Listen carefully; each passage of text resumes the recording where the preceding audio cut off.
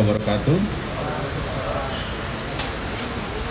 Selamat siang, salam sejahtera dan salam sehat untuk kita semua. Rekan-rekan sekalian, pada siang hari ini kita dapat berkumpul dalam rangka kita melaksanakan konferensi pers hasil daripada kegiatan Direktorat Tindak Pidana Narkoba Barreskrim Polri, yang seperti kita tahu bersama bahwa masalah penyalahgunaan dan peredaran narkoba tentunya telah menjadi masalah yang serius ya di negeri kita. Oleh karena itu kita memahami ini sudah sebagai ancaman yang nyata, sehingga perlu penanganan juga yang serius pula. Oleh karena itu, Barreskrim Polri, dalam hal ini Direktorat Tindak Pidana Narkoba, terus berupaya melaksanakan kegiatan-kegiatan dalam rangka pemberantasan narkoba itu sendiri. Dengan melaksanakan kegiatan kepolisian yang ditingkatkan, yaitu dengan Sandi Baruna 2021. Dan alhamdulillah dapat mengungkap jaringan peredaran narkoba Malaysia Indonesia. Dan pada siang hari ini akan dijelaskan kepada rekan-rekan sekalian, telah hadir bersama-sama dengan kita Direktur Tindak Pidana Narkoba Barreskrim Polri, Bapak Digjen Pol Krisno Halomoan Siregar, dan juga hadir bersama kita Kabid Penyidikan dan Penindakan dari Bea Cukai Aceh, Bapak Sis Prian, yang juga akan nanti memberikan informasi secara lebih utuh tentang hal daripada pengungkapan kasus yang kita sampaikan pada siang hari ini. Untuk mempersingkat waktu, mungkin silakan Pak Direktur Tindak Pidana Narkoba Barreskrim Polri, Bapak Digjen Pol Krisno Halomoan Siregar untuk dapat menjelaskan. Silakan Pak Krisno. Terima kasih Pak Rusdi. Rekan-rekan sekalian yang saya hormati,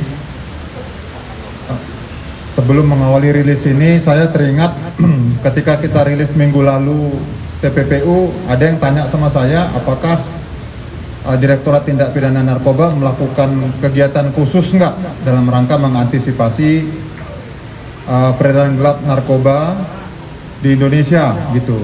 Nah, jawabannya itu adalah hari ini. Waktu itu saya katakan, ya kalau ada operasi masa bilang-bilang gitu ya. Jadi mungkin ada wartawan yang ingat. Nah, kita mulai.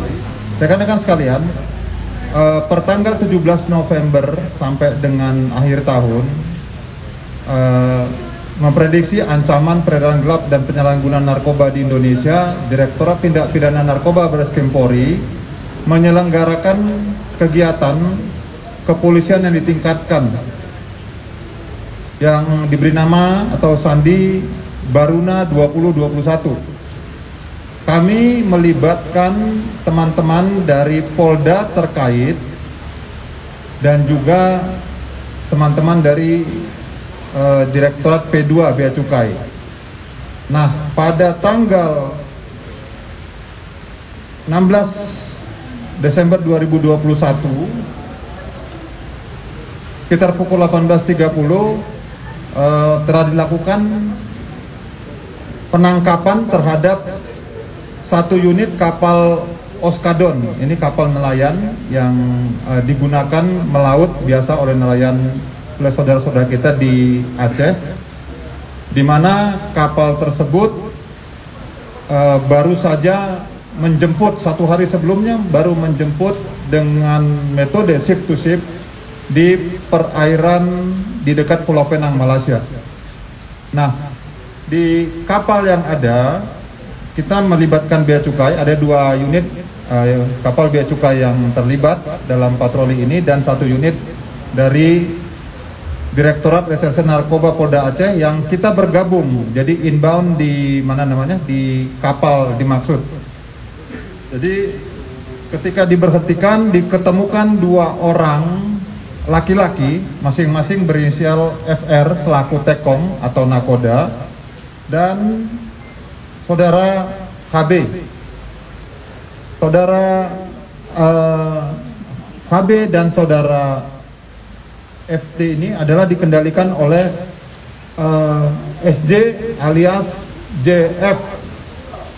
Nah, diketemukan di kapal tersebut, Oskaden tersebut, barang bukti sebagaimana yang ada di press release, yakni 210 kg narkotika jenis sabu atau methamphetamine dengan kemasan teh Cina seperti yang ada di depan. Lalu ekstasi ada 19 bungkus,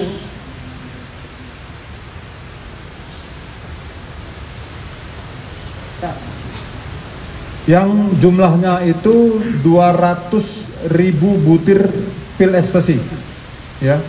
Lalu juga ada psikotropika jenis Erimin 5 atau di pasaran, di marketplace, di diskotik, di tempat hiburan disebut dengan Halimah. Ya, ini psikotropika yang ada di sana, jumlahnya 47.500 butir. Nah, ceritanya bahwa saudara SJ ini dihubungin oleh tersangka yang saat ini jadi DPO berinisial SYI alias H. Kami menduga bahwa yang bersangkutan pengendali adalah juga warga negara Indonesia, tepatnya berasal dari Aceh namun berada di Malaysia, memberikan perintah untuk penjemputan narkoba dalam jumlah besar. Dan informasi tersebut kami dapat jauh sebelumnya, karena bagaimana kami informasikan kepada rekan-rekan bahwa tempat-tempat rawan ini, khususnya di Aceh, di Selat Malaka, di Sumatera Utara dan sebagainya, termasuk juga di daerah Kalimantan, tetap kami pantau sebagai pintu masuk narkoba melalui pelabuhan rakyat. Dan terhadap para tersangka dikenakan 114 kedua, 112 kedua, Junto 132 ayat 1 tentang persekongkolan. Tindak lanjut yang akan kami lakukan tentunya penuntasan terhadap penyidikan ini dan berkoordinasi dengan counterpart internasional, dengan JSJN Malaysia. Dan dari barang bukti ini dapat diselamatkan 880.000 jumlah jiwa untuk sabu. Lalu dengan asumsi 1 butir 1 orang ditambah 247.500 jiwa. Jadi total potensi masyarakat yang dapat diselamatkan yakni 1.135.500 jiwa. Demikian yang dapat kami sampaikan. Terima kasih Pak Rusdi. Terima kasih Pak Direktur. Selanjutnya Pak Sistrian, silakan Pak. Pak Sistrian, Bea Cukai Aceh, monggo silakan. Terima kasih Jenderal. Izin menambahkan, yang pertama kami dari Direktur Jenderal Bea dan Cukai mengucapkan banyak terima kasih kepada Bareskrim Polri yang telah melibatkan Direktorat Jenderal Bea dan Cukai dan jajaran di setiap operasi pengungkapan kasus sindikat narkotika, terutama yang berkaitan dengan penyelundupan maupun perbatasan.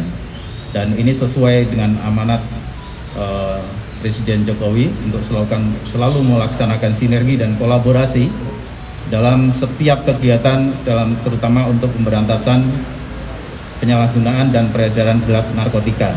Jadi kolaborasi ini suatu keniscayaan sehingga dapat menghasilkan penindakan yang cukup besar pada akhir tahun ini. Dan seperti yang disampaikan Pak Direktur, bahwa kami dari Bea Cukai untuk kasus ini melibatkan 2 kapal baik pit maupun kapal patroli besar, karena untuk mengcover pergerakan memang diperlukan sarana. Jadi dengan kolaborasi ini kita bisa saling menutupi, melengkapi, memperbaiki setiap kelemahan kita maupun memperkuat setiap kelebihan kita. Jadi memang ancaman penyelundupan narkotika ini ke Indonesia melalui jalur laut cukup besar. Dari catatan kami di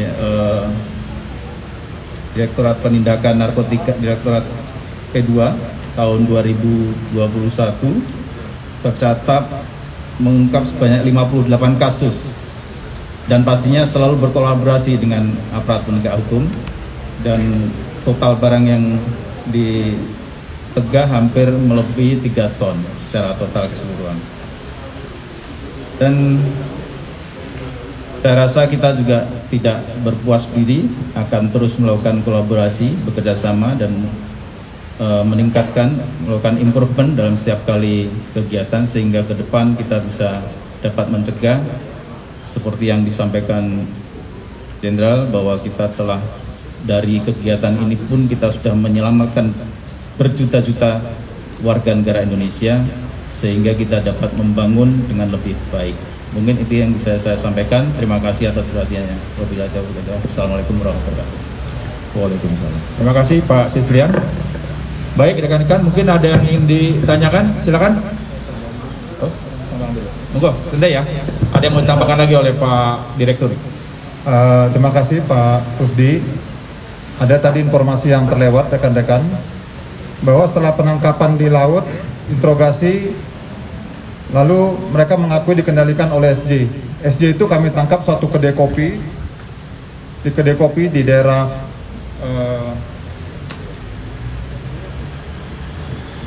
Timpang Timur, Aceh Timur, ya. Lalu kita geledah rumahnya, kita menemukan sisa 12 kg teh Cina. Jadi total 222. Rekan-rekan, sekaligus kami melaporkan kepada rekan-rekan media rilis akhir tahun ini untuk kasus narkoba. Untuk Mabes Polri sendiri, kami mengungkap 104 kasus. 104 kasus. Tahun 2020 127, tentunya terjadi penurunan 18%. Lalu untuk tersangka tahun 2020 228, untuk tersangka tahun 2021 233 orang, peningkatan 2%. Namun meskipun penurunan, secara kualitas terjadi peningkatan penyitaan barang bukti, artinya terjadi peningkatan yang sangat-sangat signifikan di masa pandemi corona. Kami informasikan kepada rekan-rekan, untuk jenis narkotika pertama yang paling banyak adalah kami sita sabu, di mana terjadi peningkatan 166% dibandingkan tahun 2020, yakni tahun 2020 627.977,20 gram, tahun 2021 1.674.951,48 gram. Jadi peningkatannya lebih daripada 100%, tepatnya 166%. Yang berikutnya jenis ganja, itu peningkatan 174%, 124%. Obat keras terjadi peningkatan yang lebih sangat signifikan berkaitan dengan terungkapnya 2 pabrik megalab produksi obat-obatan keras di Jogja, yakni tahun 2020 yang disita itu adalah 1.704 butir, tahun 2021 48.188.000 butir, dan lain sebagainya ada di bahan press release, rekan-rekan bisa membacakan. Untuk TPPU tahun 2020 diungkap 1 kasus, tahun 2021 5 kasus. Jadi terjadi peningkatan 400% untuk kasus TPPU yang berhasil diungkap dan dituntaskan. Sementara untuk tersangka 4 orang tahun 2020 meningkat menjadi 10 orang tahun 2021 atau 150%. Aset yang disita tahun 2020 Direktorat Tindak Pidana Narkoba Baris Krim Polri menyita 966 juta rupiah. dari 1 kasus yang disidik. Tahun 2021 dari 5 kasus yang disidik berhasil disita uang dan aset-aset tersangka sejumlah 341.804.998.583 rupiah, atau terjadi peningkatan lebih dari 35%. Demikian Pak, saya kembalikan kepada Pak Rusdi. Terima kasih Pak Direktur. Silakan rekan-rekan sekalian, ada yang mau ditanyakan? Monggo, silakan. Pak, kan ini kan tadi disebutkan bahwa jaringannya ini Malaysia dan Indonesia dan ditangkap di wilayah Asia. Dan apakah udah ketahuan gitu rencananya narkoba sabu ini akan diedarkan oleh pelaku ke wilayah mana? Apakah khusus di Sumatera aja atau pulau-pulau lainnya juga, Pak?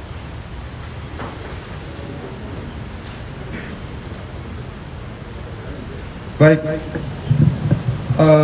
kami menduga karena kami menangkapnya itu di laut, Bapak. Jadi ini dugaan kami masih dalami. Kami menduga ini akan diedarkan di kota-kota besar di Indonesia, ya, di mana tempat hiburan malam dalam rangka perayaan Natal dan Tahun Baru. Jadi dugaan kami demikian, tapi tepatnya tentunya harusnya berdasarkan pemeriksaan dan alat bukti lainnya. Demikian. Silakan yang lain. Ya, silakan.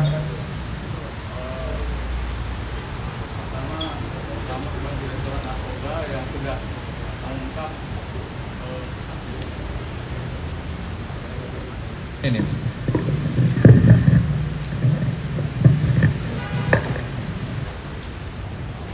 Terima kasih Pak Direktur, Pak Karopenmas dan Pak dari Bea Cukai. Yang pertama, selamat buat Direktorat Narkoba Bareskrim Polri yang sudah mengungkap 222 kasus. Mungkin ini mungkin ini kado terakhir dari Direktur Narkoba di tahun 2021 mungkin, dan semoga di tahun 2022 semakin meningkat. Yang ingin saya tanyakan ada 2 Pak. Yang pertama, barang ini diproduksikan di apa yang di segitiga yang bermuda yang di Myanmar, karena saya baru pertama kali lihat kemasannya itu begini, terus ditambah lagi ada karung modelnya yang apa logo babi ya, mohon maaf kalau tidak sopan. Terus yang kedua, dari ekstasi ada beberapa warna yang mungkin orange, hijau dan biru. Ini apa barang ini apakah dari Belanda Pak? Terus termasuk jenis yang baru Kak, karena ekstasi itu kan dilihat dari logonya. Logonya itu ketika dilihat ekstasi itu logonya ini, oh ini produksi dari sini. Logo seperti ini produksi dari sini. Apakah ini termasuk jenis barang baru Pak, ekstasinya yang diungkap ini? Terima kasih Pak.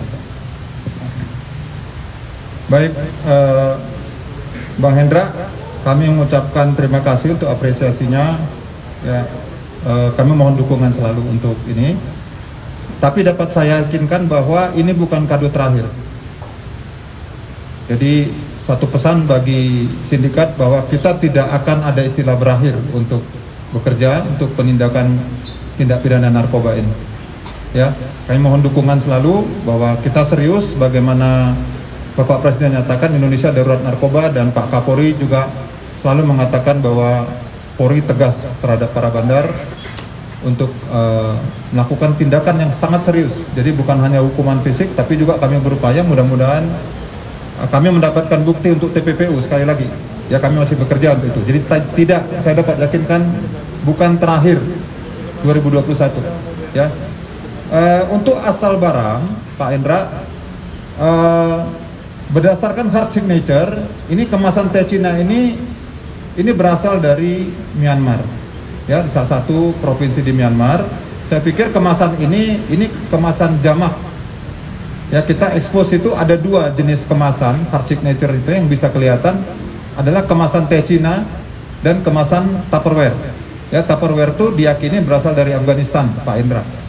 Nah, untuk pertanyaan ekstasi, kami menduga juga ini bukan produksi Belanda, tapi untuk tepatnya kami akan melakukan pemeriksaan di laboratorium untuk mengetahui soft signature. Jadi narkotika itu ada 2 signature. Hard signature adalah sesuatu yang dapat kelihatan oleh mata, Ini dapat saya katakan bukan Belanda karena dimensinya itu masih agak sedikit kotor. Jadi seperti ini ada seperti pecahan ya. Kalau yang dari Eropa itu dia lebih keras dan tidak ada pecahan seperti itu. Itu biasanya kami temukan kerjasama dengan teman-teman BC melalui bandara yang berhasil digagalkan. Namun lebih tepatnya memang harusnya melalui pemeriksaan laboratorium. Jadi kita dapat yakinin karena kami mempunyai data soft signature dan hard signature, Pak Endra. Terima kasih. Masih ada atau tidak ada? Mbak Lili, terakhir ya. Assalamualaikum. Saya ingin bertanya, sebelumnya koreksi kalau saya salah, karena biasanya kalau di Aceh itu kan yang sering diungkap adalah ganja ya Pak ya, dan sekarang saya baru nemu sebanyak ini. Ya, maksudnya saya baru kali ini nemu Aceh sebanyak ini sabu dan ekstasi gitu. Biasanya kan ganja yang di Aceh identik dengan ganja. Mungkin bisa tolong dijelaskan ada apakah pemasaran atau gimana di situ. Terus satu lagi Pak, di sini kan ada barang bukti yang disita berupa HP satelit ya Pak, dan itu nggak orang umum biasanya nggak punya. Mungkin apa kegunaan HP satelit ini Pak? Terus satu tersangka ini satu jaringan ya Pak ya. Terus apakah ada yang di TPPU kan atau tidak? Mungkin itu aja Pak. Oh ya, satu lagi Pak, yang tadi soal pengungkapan selama 1 tahun, Bapak bilang secara kuantitas tidak meningkat, tapi secara kualitas meningkat. Mungkin bisa dijelaskan fenomena apa yang sedang terjadi dalam peredaran narkoba ini Pak? Terima kasih. Terima kasih Mbak Lili. Pertanyaannya kritis sekali. Rekan-rekan sekalian, Provinsi Aceh memang dikenal sebagai tempat tumbuhnya narkotika alami jenis ganja tersebut. Secara tradisional terkenal demikian. Meskipun di daerah lain pun sudah ditemukan, ya kita sudah menemukan di Jawa Barat sudah ada, bahkan di Papua sudah ada. Jadi image bahwa Aceh sebagai satu-satunya itu tidak. Di Mandailing Natal juga kita pernah melaksanakan operasi di sana, Mbak Lili. Yang kedua, kenapa Aceh datang? Memang Aceh itu provinsinya kalau kita lihat berada di ujung Sumatera, dia bisa masuk lewat Selat Malaka, Andaman Sea, ya kalau kelihatan peta dari Thailand, nanti ada Pulau Satun, Andaman Sea, langsung masuk ke Selat Malaka, itu rawan sekali. Jadi seperti ini transit dulu di Malaysia, Malaysia komunikasi langsung ship to ship di tengah laut, ya sekitar 180 sampai 200 mil laut dari titik lokasi mereka berangkat. Seperti itu ceritanya. Nah, barang bukti ini satu paket, jadi belum sempat diedarkan. Jadi kami mendapatkan dari kapal Oskadan itu masih satu paket. Handphone satelit, ya ini handphone satelit digunakan oleh para tersangka FR, ya ada Tekom, ada pendamping Tekom. Ini orangnya masing-masing beda. Mereka ini nggak saling kenal. Mereka kenal dipertemukan oleh saudara SJ. Jeffrey, mana Jeffrey? Ini yang kenalin nih, ya. Yang satu itu Farid, ya. Siapa kok? Hasnul ini orangnya bos, ya. Nah, yang satu ini tekongnya, si Farid, ya. Mereka nggak saling kenal. Yang pertemukan adalah si Jeffrey, ya. Jadi handphone satelit digunakan karena di laut itu handphone biasa tidak bisa, ya. Tentunya kami sedang nanti ekstrak dan mudah-mudahan kami mendapatkan alat bukti lain untuk kami kembangkan kasus ini. Demikian, terima kasih.